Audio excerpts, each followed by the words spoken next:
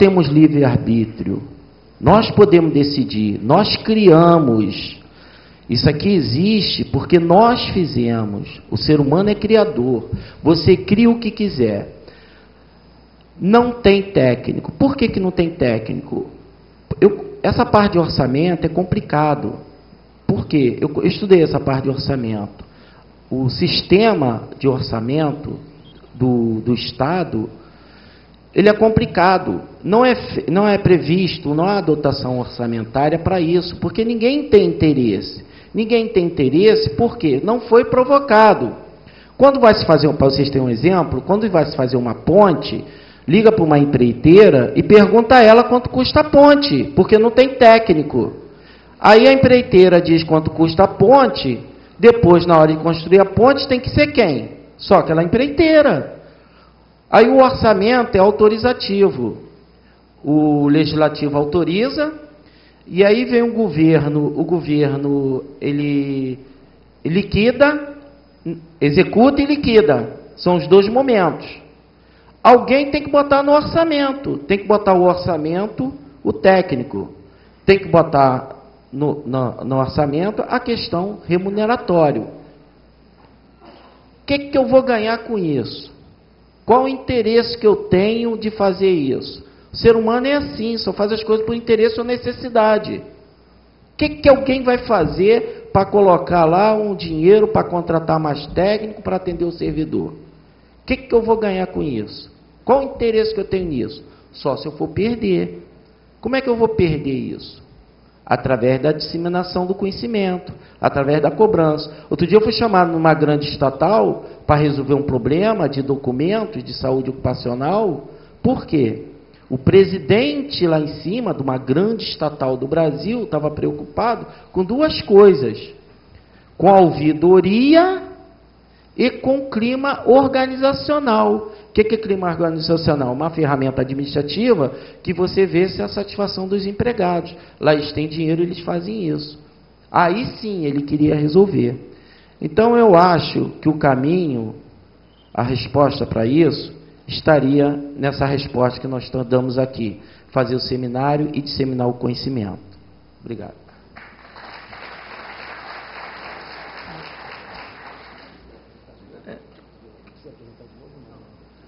Bom, o que eu gostaria de ouvir um pouquinho é a respeito dessa parte aí, da insalubridade, da periculosidade, enfim, do servidor público, mas voltado para a educação. O que eu estou ouvindo aqui é a parte de execução, que seria de uma certa forma ligada a atividades similares à industrial. Mas como é que fica o professor e o aluno dentro da sala de aula num ambiente insalubre e perigoso? Bem, pessoal, deixa eu... Posso? Não posso. Bem, pessoal, eu vou tentar complementar um pouquinho a pergunta anterior, né, e do Neilson, aí, meu colega Neilson, que eu tenho grande apreço, né. Bem, nós temos que ver por dois ângulos necessários. Quando eu falo que nós temos que olhar um pouquinho para a iniciativa privada, os bons exemplos, eu acho que não existe melhor exemplo que o SESMIT na iniciativa privada. Tem 1000 defeitos? Poderia ter o psicólogo, poderia ter o fisioterapeuta, poderia ter tudo. Mas lá atrás, quando alguém decidiu que as empresas teriam que ter técnico de segurança, engenheiro e médico do trabalho, foi uma grande acertativa. Porque plantou uma sementinha, o cara que lá incansavelmente trabalhava para fazer aquilo acontecer. Eu acho que isso está faltando no serviço público. Uma lei que obrigue que se tenha algo semelhante ao SEST em cada órgão público. Eu acho que a base de tudo isso, uma lei rápida, vou contratar tantos profissionais para que seja, que é a sementinha que você planta. A questão de terceirizar ou não, o governo ele atirou duas vezes, né? Ele atirou a primeira vez proibindo tudo e agora quer atirar permitindo tudo, né? Então ele está errando nos dois aspectos. A gente sabe que alguns, por exemplo, eu trabalho num setor de uma entidade que o meu SESMIT, a gente tem SESMIT, a gente fez um bem semelhante à iniciativa privada grande e não deve nada a uma Petrobras da vida, a gente conseguiu, o estatutário, chegar a esse nível de evolução. Mas a grande maioria não consegue porque não plantou. Na minha própria entidade, eu vejo que eu tenho uma unidade que está, a gente chama de SMS, até bem dentro do conceito de Petrobras mesmo, né? Uma outra unidade não consegue a mesma coisa, por quê?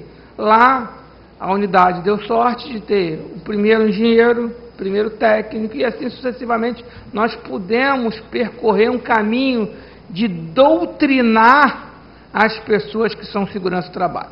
Um colega falou sobre as Forças Armadas, eu até ajudei um Symphony em uma palestra aí. Se você vai em uma unidade de marinha, de exército, o cara não sabe nem que é segurança. Ele até quer, mas não sabe. Ele acha que comprando um protetor auricular na esquina, ele vai estar protegendo o trabalhador dele. Se esse conceito, até na iniciativa privada, a gente sabe que tem defeito ainda, quanto mais no serviço público. Então, assim, eu acho que permeia, primeira coisa, é ter realmente os CERMs que contemplem as unidades. A questão da terceirização depende. Por exemplo, eu estou em uma unidade onde não tem higienista para fazer medição de ruído. Eu vou comprar todos os equipamentos de higiene? Não faz sentido, eu posso terceirizar esse processo. Ou então, a gente voltar à ideia de 20 anos atrás, que realmente o serviço público tenha unidades especializadas de medição, de avaliação, centralizadas com um cronograma que possa fazer isso. Isso é um grande debate e a Carta do Rio está para espelhar isso. A questão da educação do Neilson, para não fugir dela, né? Eu me lembro que há 6 anos atrás, mais ou menos 6 anos, 2008, 4 anos atrás, o Lula criou uma comissão para discutir a insalubridade no serviço público. Baixou uma portaria, não sei se vocês estão lembrados disso, né? Baixou uma portaria delegando alguns órgãos públicos a fazer isso. E proposta nenhuma apareceu disso daí. Se discutiu muito, se fez matriz de Covalão, mas absurdos aí, técnicos que me dão arrepios, né? Acho que houve uma nomeação errada das pessoas. Infelizmente, acho que isso, né? Eu me lembro na época que eu peguei esse grupo e fiz uma coisa simples. Tinha acabado de sair uma lei, não me recordo o nome, uma lei previdenciária que estabelecia as doenças com nexo causal. E estava lá a doença do professor. Estava lá o burnout, que a Previdência reconhece como uma doença profissional. Então, se você reconhece como uma doença profissional, aprova a Previdência Social e é Estado, claramente, de uma lei. Por que ela não é reconhecida como de percepção de direito de aposentadoria adicional? Não vejo por quê. Eu não vejo por que, se essa lei não sai do Executivo, o próprio Ministério Público não impetre uma ação para que o governo, que já reconheceu na lei que é uma doença ocupacional, reconheça ela nas vias de fato, tanto nos adicionais como aposentadoria especial. Então, minha opinião é clássica, é o seguinte, que a lei que estabelece as doenças ocupacionais pelo INSS, elas devem ser reconhecidas também como percepção de direitos adicionais, tanto de aposentadoria especial como direito adicional remuneratório. Essa é a minha opinião clássica, e nós vamos ver qualquer tipo do professor, nós vamos ver as doenças por ruído, vamos ver todas elas. Claro, tem que estabelecer um critério, mas que isso já está indefinido em lei previdenciária e de uma forma muito a rigor. Sabe por que muito a rigor? Porque o próprio INSS está fazendo matriz de retroatividade para as empresas por essas doenças. Então, se ele está cobrando das empresas, nada mais justo que ele também remunere as pessoas de acordo. Por isso. Entendeu? Então, é isso que eu acho. A questão dos adicionais, eu acho um absurdo, não tenho nem que falar, estabelecer, retroagir no tempo, e tem que ser discutido de uma maneira diferente, não dizendo assim, vou botar um valor fixo para assumir no tempo, que ninguém é mais bobo, sabe que foi isso que foi feito, né?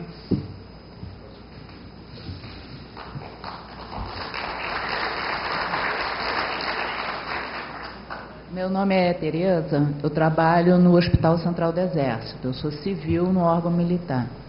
E lá no meu setor houve um caso meio atípico, que em 83 eu comecei recebendo insalubridade Em dezembro de 2004, o meu setor não sofreu nenhuma melhoria, nenhuma modificação e foi cortada a insalubridade. Recorremos administrativamente pelo fato estranho. Disseram que foi feito um laudo e que tirou a insalubridade.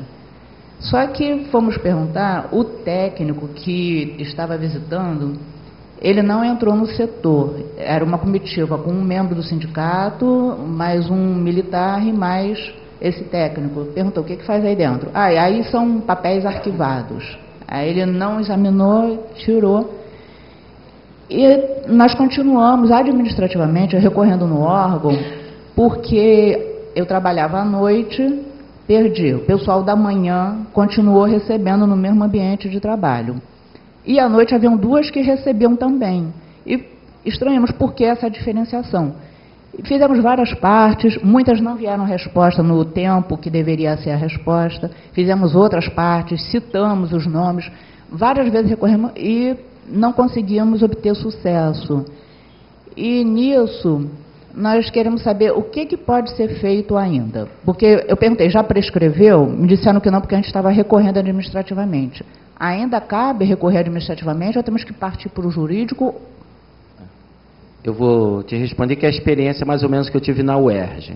A UERJ, eu fui como perito do juiz. O que aconteceu? Aí vou voltar, que é o mesmo caso teu. Eu estou com um caso também dos servidores aqui, tem uns servidores que aconteceu isso também. A caracterização e a classificação, caracterizar, tem o agente insalubre e a classificação é o dinheiro previsto na CLT, é através de laudo. Se você colocou um dinheiro na tua conta, tem que ser através de laudo pericial, caracterizou e classificou, foi o que aconteceu lá. Tem que haver a descaracterização com outro laudo, ou desclassificação, para um nível mais baixo. Então, em tese, você continua com o teu direito. Entende? Como aconteceu lá na UERJ, foi uma comissão que tirou esse direito. O teu direito continua. Você foi no procedimento administrativo, entendeu? Você esgotando isso, você vai no jurídico, que com certeza você vai ter reconhecido. Com um bom assistente técnico, você vai conseguir obter seu direito. Algumas ações são feitas contra o ente e contra o gestor, o ordenador da despesa. Porque ele tinha competência, ele tinha atribuição, ele tinha que fazer e deixou de fazer. Aquilo que eu falei aqui da omissão, poder e dever. Então, o que acontece? Eu vejo, pelo que você estava falando, tem que ver lá na origem, porque o direito é muito simples. É muito simples, direito. Direito é o seguinte, tudo acontece. Para você levar para a justiça, tem que ter prova. O que é prova? Testemunha, documento ou prova pericial. Está doente, é só isso, direito.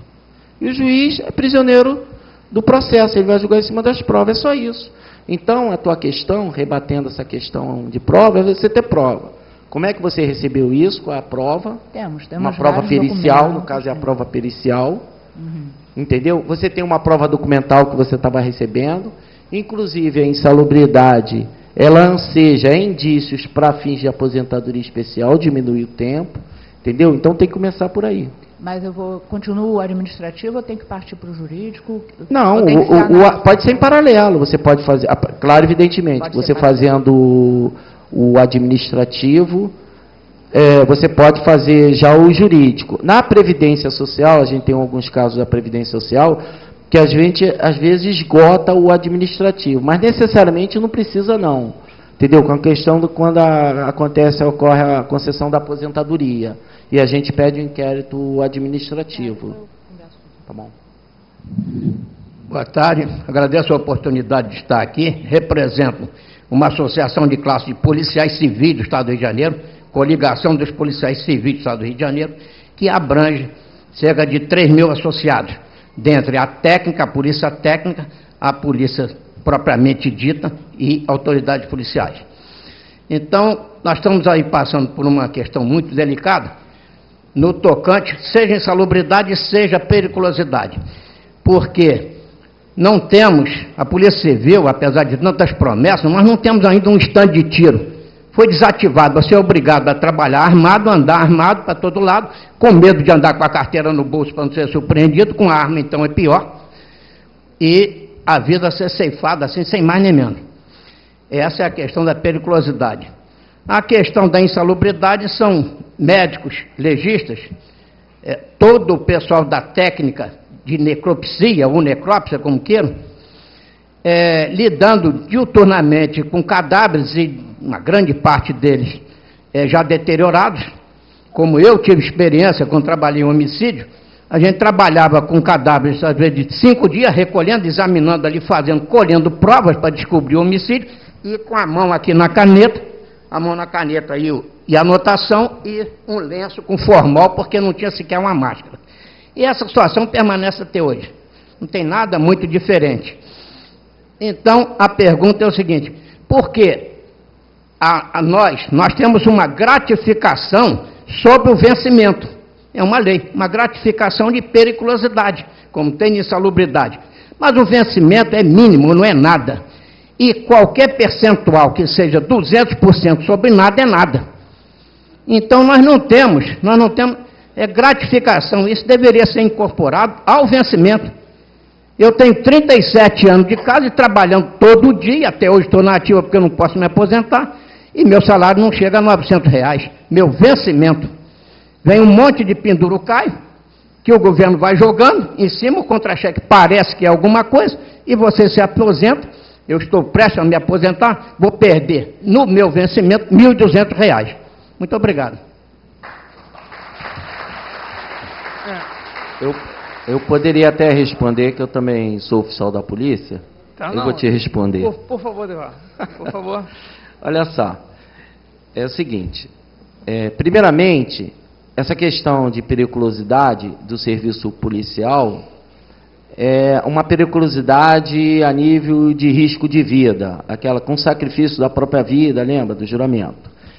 Não tem nada a ver com a nossa periculosidade, né, Mosca? Nossa periculosidade e insalubridade do trabalho.